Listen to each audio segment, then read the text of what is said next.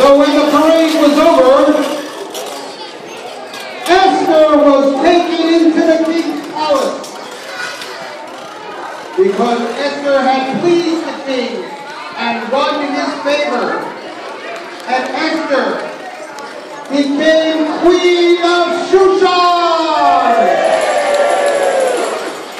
Now there's just one little detail that you need to know. Esther did not reveal to the king that she was Jewish.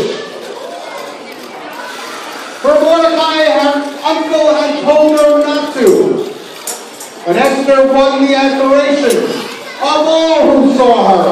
And she was taken to King Ahasuerus in his royal palace. The king loved Esther more than all of the other women. She won his grace and favor.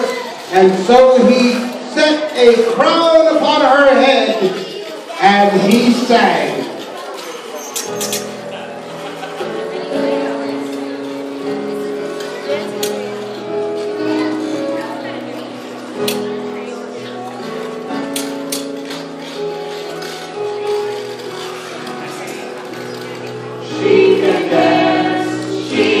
I'm having the time of my life. Oh, see that girl. Watch that scene. I'm thinking that dancing queen.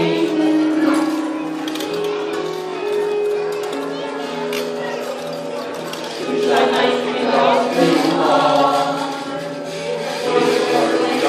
Too strong.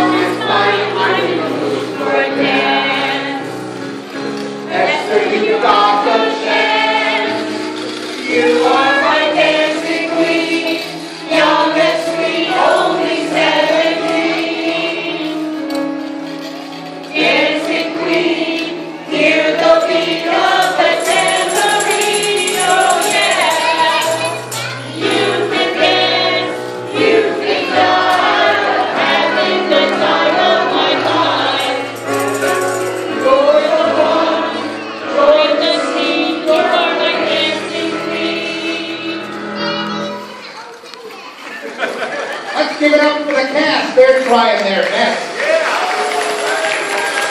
Okay. It's time to get down. And to read us our next part of the Megillah. Grandpa Jeffrey.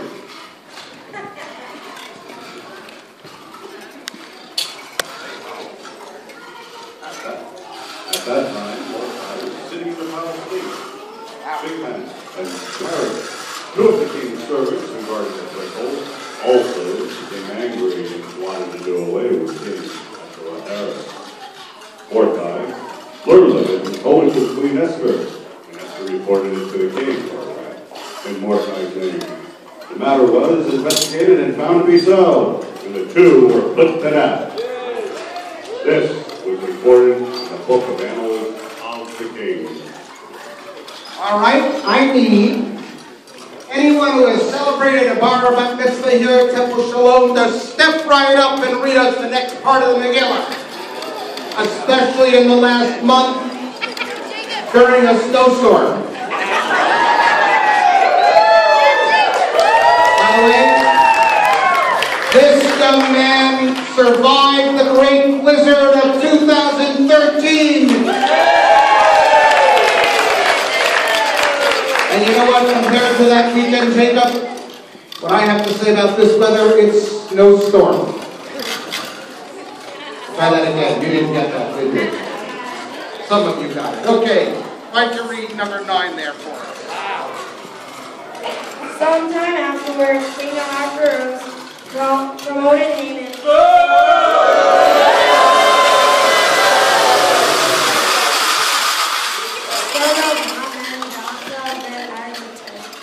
And seated him higher than any of his fellow officials.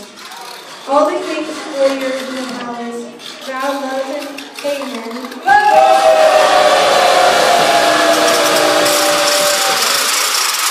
Because that was the king's order. But Mordecai would not kneel or bow low. The king's servant said to Mordecai, "Why do you disobey the king's order?" They spoke to him day after day, and he would not listen to them.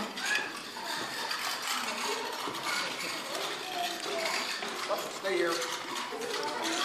When Haman saw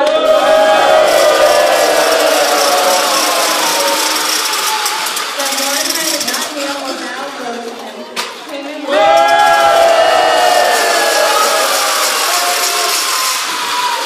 so disgraced. Having been told who Mordecai's people were, Haman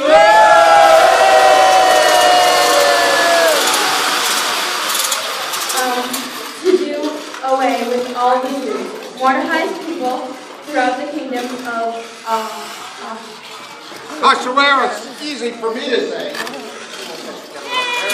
Maestro?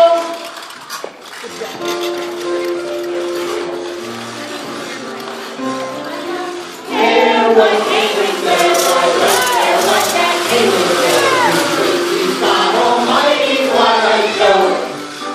I mean, he's just a knucklehead, a naughty boy who's sent to bed with no dessert except an artichoke. Wherever I wander, wherever I go, whenever I see him, I just feel so. I know that I'm supposed to bow, but I would rather kiss a crown. I don't care what you do, I don't care what that is. What a joke. I mean, he's just a knucklehead, a naughty boy to send to bed with no dessert except an artichoke. All right, now listen, everybody. It's your turn. See, the words are right up there. Are you ready? Maestro, we're going to do it again. Ready? 1, 2, 1, 2, 3. I don't care what that means. He's God Almighty, what a joke. And hear you. I mean, he's just a knucklehead, a naughty boy who's sent to bed with no dessert except an artichoke. Wherever I wander, wherever I go, whenever I see him, I just feel so. I know that I'm supposed to bow, but I would rather kiss a cow. There was Haman, Almighty, what a joke. I mean, he's just a knucklehead, a naughty boy who sent to bed with no dessert except an artichoke. All right. Continuing with our story, the man who knows the whole thing by heart in Hebrew, the chair of our religious practices committee, who's looking at me like I'm about to die. Paragraph.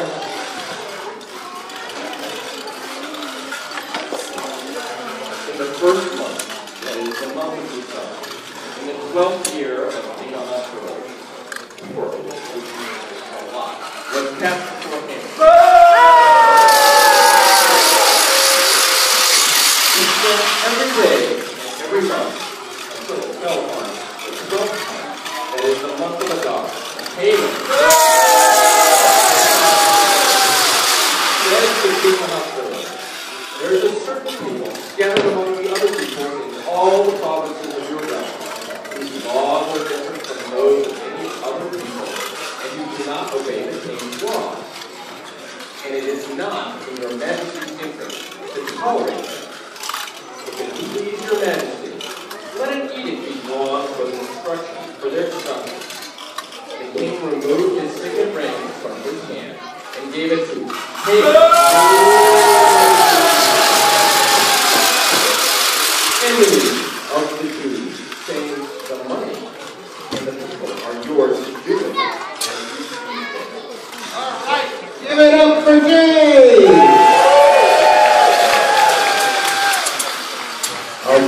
where is my next collaborator? Hey, you told me there were pictures of frogs in this story. Where's the frog? Maybe it's a different story. Oh, that's next month. Never mind.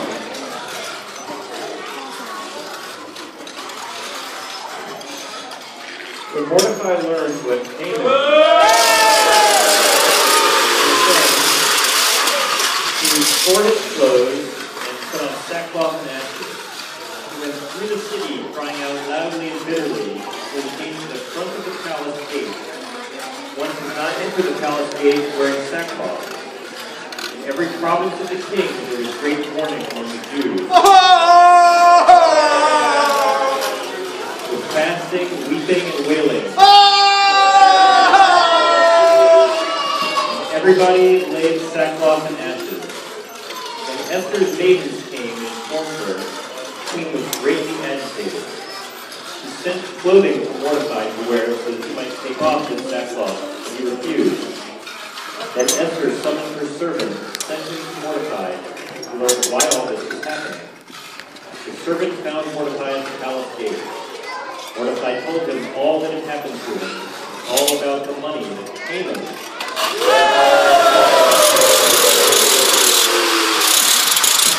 had offered to pay the royal treasury for the destruction of the Jews.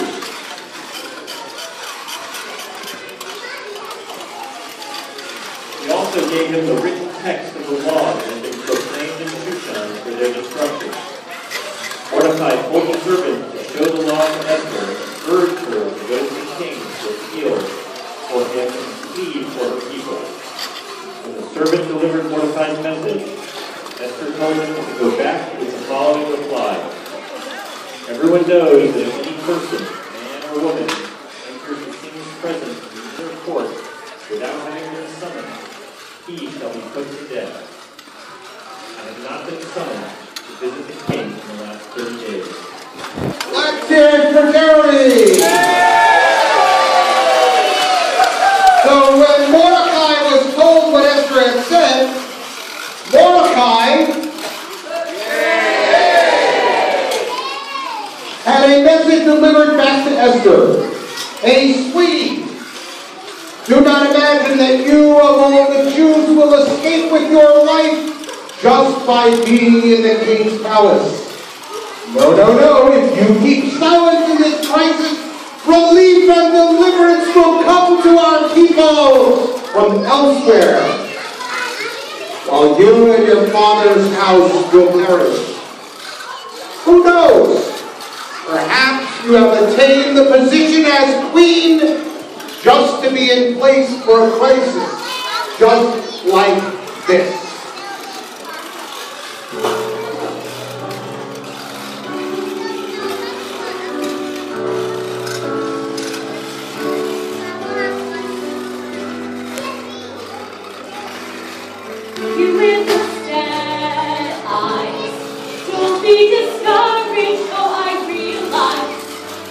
It's hard to take courage in a world full of evil. You can lose sight of it, and the darkness inside you makes you feel so small. But I see the true colors shining through. I see the true colors, and that's why I love you. So don't be afraid to let them show your true colors. True colors are beautiful, like rainbow. You, dressed like the queen, keep reading over there. That's me. Esther responded, assemble all the Jews who live in Shushan and fast on my behalf. Do not eat or drink for 3 days, night or day. I and my maidens shall observe the same fast. I shall go to the king, though it is against the law. If I am to perish, then I shall perish. So Mordecai went about the city and did as Esther commanded him. On the third day, Esther put on royal clothes and stood in the inner court of the king's palace, while the king was sitting on his throne. As soon as the king saw Queen Esther standing in the court, she won his favor. What troubles you, Queen Esther, King Esther? And what is your request? Even if it is half of the kingdom that will be granted to you. If it please your majesty, said Esther, let your majesty and Haman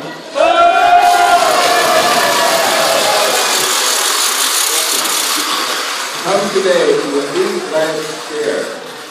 So the kind and tame king and Haman.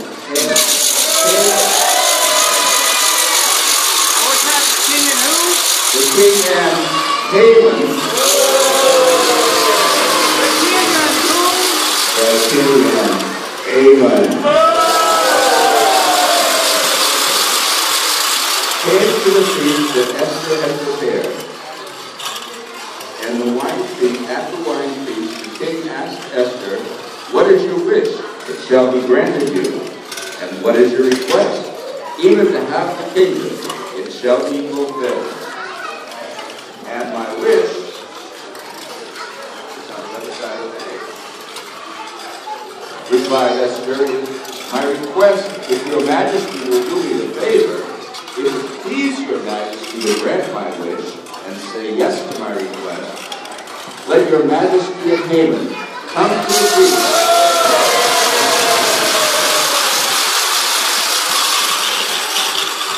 Which I will prepare for them, and tomorrow I will do your majesty's bidding. Everybody on their feet, on your feet, come on! Here it begins. I'm so excited for it. I can feel the changes growing strong. Soon will come spring. Please, God! Spring will become the summer.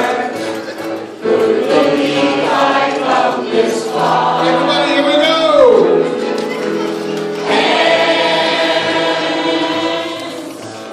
Touching hands, reaching out, touching me, touching you.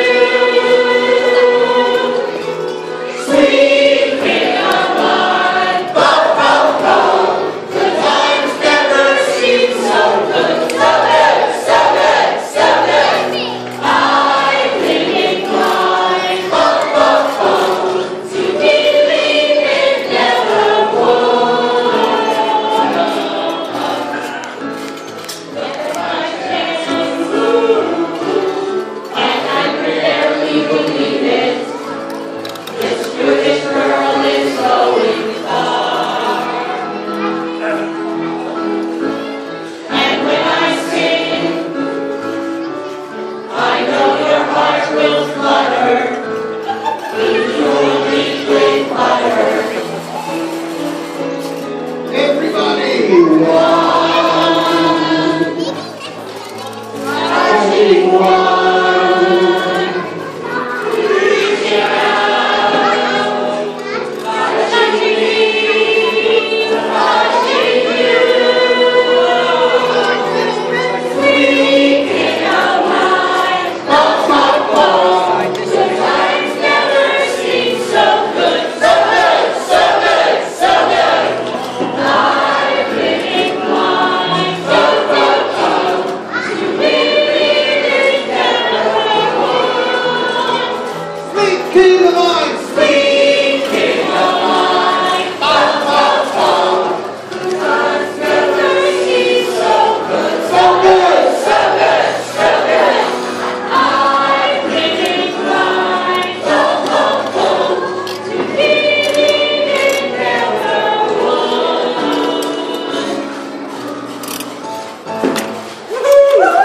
Please be seated.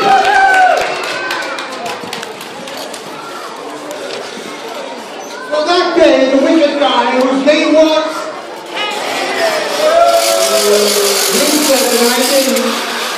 went out, and he was happy and lighthearted. But when the wicked guy named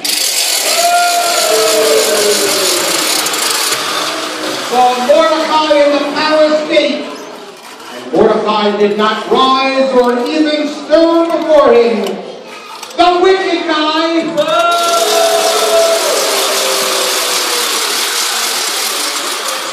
was filled with rage against him.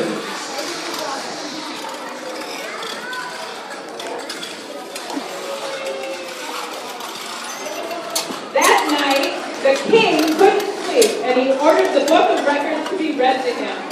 There it was written that Mordecai had denounced the two servants who had plotted to do away with King Ahasuerus. What honor has been conferred on Mordecai for this, he asked. Nothing at all has been done for him, replied the king's servants who were attending him. Haman just entered the outer court of the royal palace to speak to the king about having Mordecai put to death. Haman entered the king's chamber, and the king asked him, what should be done for a man whom the king desires to honor? Haman thought to himself, who might the king desire to honor more than me? So Haman said to the king, for the man whom the king desires to honor, give him an outfit of your own royal clothing and a horse on which the king has ridden and on whose head a royal crown has been set. Give one of your royal courtiers the job of taking care of the royal clothing and the horse. And let the man whom the king desires to honor be dressed in the king's clothes and paraded around the city square on the king's horse by the king's noble courtiers. Quick then, said the king to Haman, get my royal clothing and a horse and do this for Mordecai, the Jew who sits at the king's gate. Do everything just as you said. So Haman took the clothing and the horse and dressed Mordecai and paraded him through the city square, and he proclaimed before him, this is what is done for the man who the king desires to honor. All right. Here we go. That night, the king asked Haman,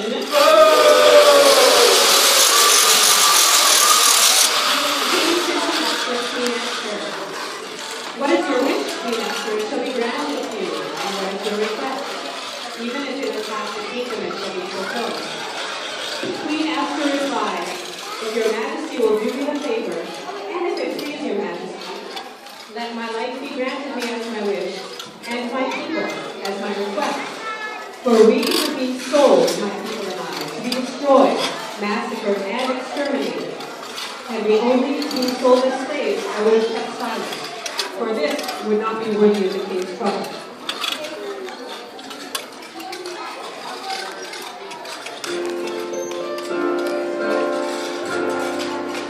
It's not that easy being free. Having to spend your life worried about wandering. When I think it could be nicer being the same, like others, not unique, just like everybody else. It's not that easy being a Jew. It seems we're always a little bit different. And people don't like different, they like the same. Even if they claim the same's not what they want to be. But being Jewish is really neat. And Jews are cool and friendly like. And Jews can be smart like an Einstein, or brave like Deborah, or strong like Rabbi Hirsch.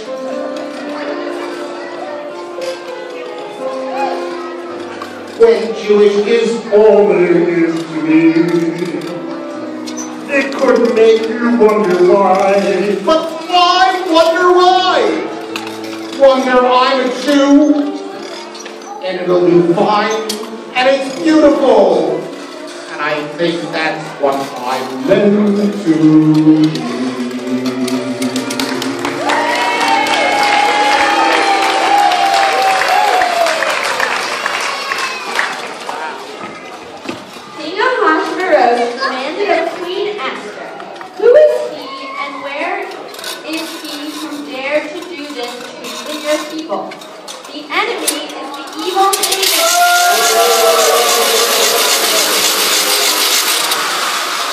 replied the queen. Haman,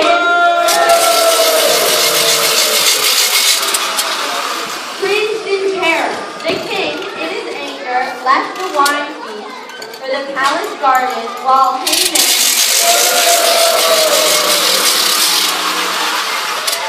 remained to plead with Queen Esther. However, nothing could be done to stop the king's anger, and Haman was taken away and hanged on the gallows. Prepare for Mordecai. Hey, baseball player, step up to the bat. That very day, King Ahasuerus gave the property of Haman, Queen Esther. Mordecai presented himself to the king, for Esther had revealed how he was related to him. The king flipped off his ring which he had taken back from Haman. Mordecai in charge of Haman's property. Then King Ahasuerus told Mordecai to write concerning the Jews whatever he desired and sign it to the name of the king.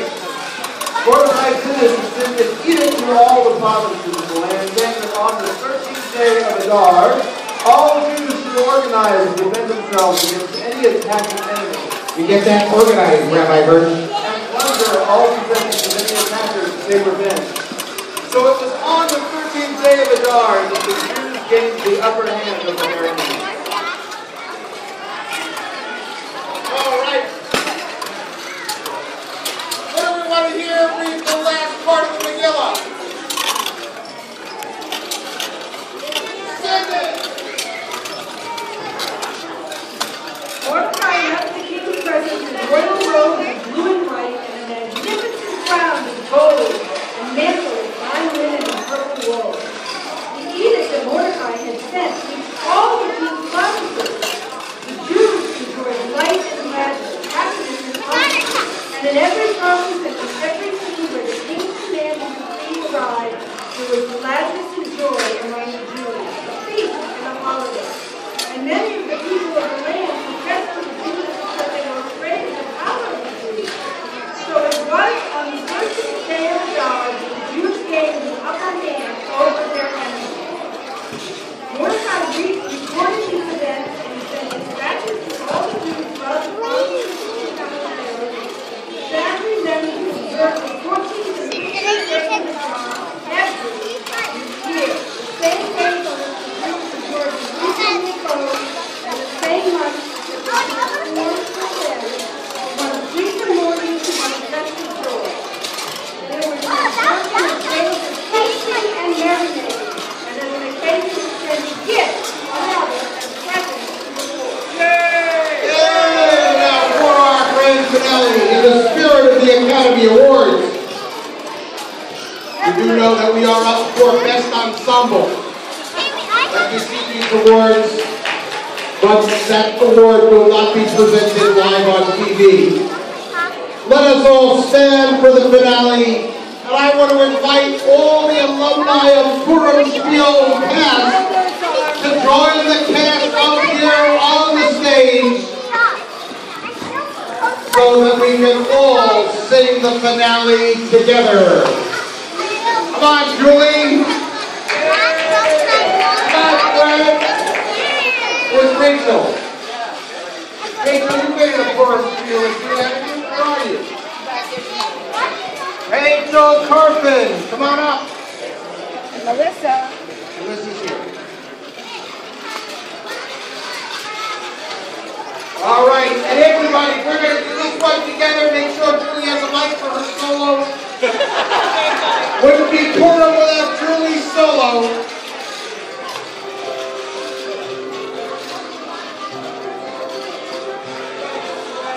Why are there so few songs about Purim? It's more than just carnival time.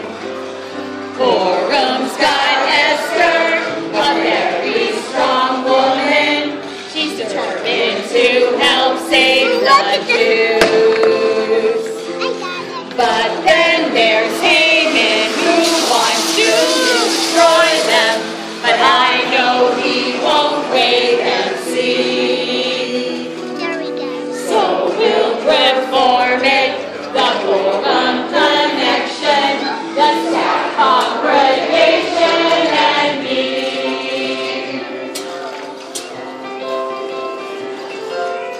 Let's bugging Haman, why he's so angry. I will not bow down. The story's inspiring, it brought us together. Look what it's done so far. What's so amazing, the story reminds me how great it is to believe. So we'll perform it, the Purim connection, the staff congregation and me.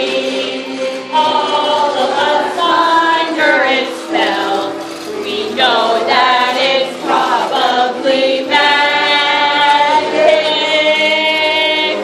The Jews back in Shushan are just like the Muppets.